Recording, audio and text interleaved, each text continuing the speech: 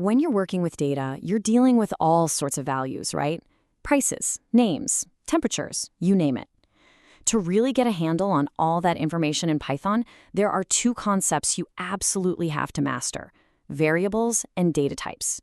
So let's dive in. So let's start with a simple question.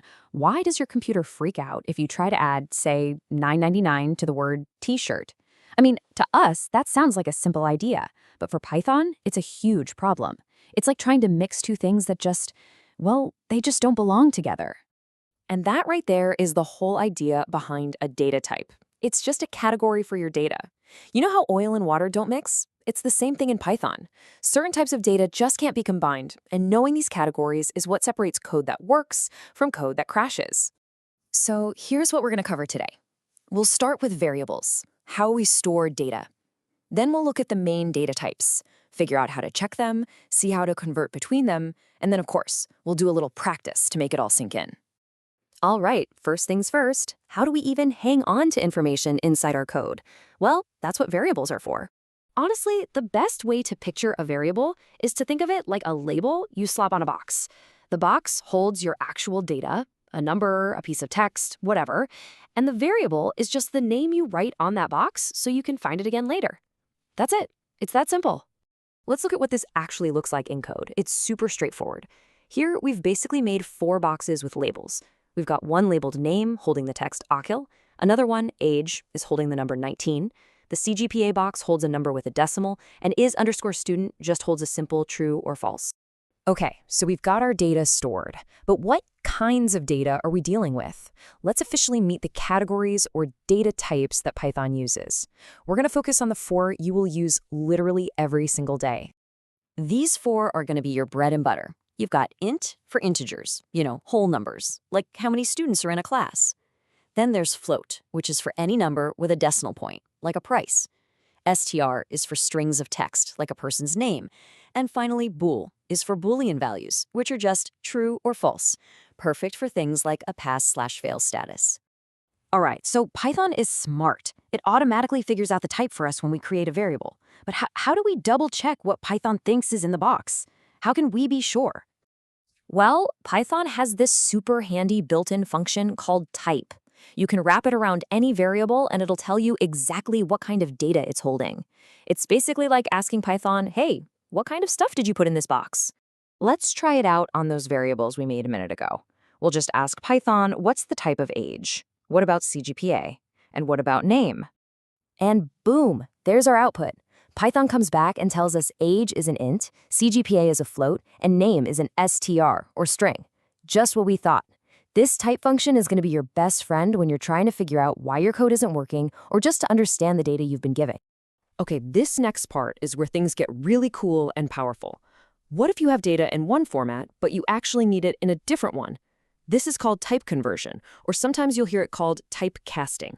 You've basically got 2 ways this can happen. The first is implicit, or automatic, where Python just handles it for you behind the scenes, usually to make sure no data gets lost. The other way is explicit, or manual, and that's where you're in the driver's seat, telling Python exactly how to change a value from one type to another. Let's see that automatic or implicit conversion in action. Say we have x, which is an integer, 10, and y, which is a float, 10.5. What do you think happens when we try to add them together? So take a guess. What do you think the result is going to be?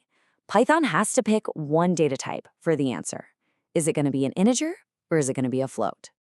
And the answer is a float. The result is 20.5. See, Python knows that if it made the answer an integer, you'd lose the 0.5 part. So to keep the data precise, it automatically upgrades the integer 10 to the float 10.0 before it does the math. Pretty smart, right? But what if we want to be in control? That's explicit conversion. And to do it, we use these really simple functions. The 3 you'll use all the time are int.com, float.com, and str.com. And they do exactly what you'd think. Convert a value to an integer, a float, or a string. You're going to use this constantly for creating messages. Let's say you have a score of 95, which is an int. You can't just add that number to the text your score is. Python will throw an error. So you explicitly convert the score to a string using str, and now they can be joined together no problem. Okay, so what about converting something to a number? Let's say we have a price, 99.99, which is a float. If we use the int function to turn it into an integer, what do you think the value of price underscore int will be? It's 99. And this is super important. It doesn't round. When you convert a float to an int, Python just chops off everything after the decimal. It truncates it. That 0.99 is just gone. Now, I gotta give you a really important heads up here. If you're trying to convert a string to a number, that string has to look exactly like a number. If you try to convert the string 100a into an integer, your program is gonna crash. This is a huge deal when you start working with real-world data because it's always messy. So the golden rule is make sure your data is clean before you try to convert it. Okay, enough theory. The only way to really get this stuff is to write some code. So let's run through a quick little challenge to put all this into practice. So here's your mini challenge. I want you to create a variable for your age and another one for your full name. After that, convert your age into a string. And for the final step, combine everything to print out a sentence that says your name and your age. Go ahead and pause the explainer and give it a try. All right, did you give it a shot? Let's walk through the solution. First, we just create our age and full name variables. Then comes the key part. We use string of age to turn that number into text so that we can add it to the rest of the string for our message. And if you run that, this is what you should see. A nice, clean sentence. The number and the text came together perfectly because we took control and did that explicit type conversion. Awesome work. So let's just take a step back and see what you can do now. You can take any piece of information, stick it in a labeled box, a variable. You can figure out what kind of data it is, and you can even change it into a different type when you need to. I'm telling you, these are the absolute core skills for controlling data in Python. So now you've got the building blocks for numbers and simple labels. But what's next? I mean, most of the data in the world isn't nice and clean. It's messy, unstructured text. So how do we even begin to manage and clean all of that? Well, that is a fantastic question, and it's exactly what we'll tackle next time.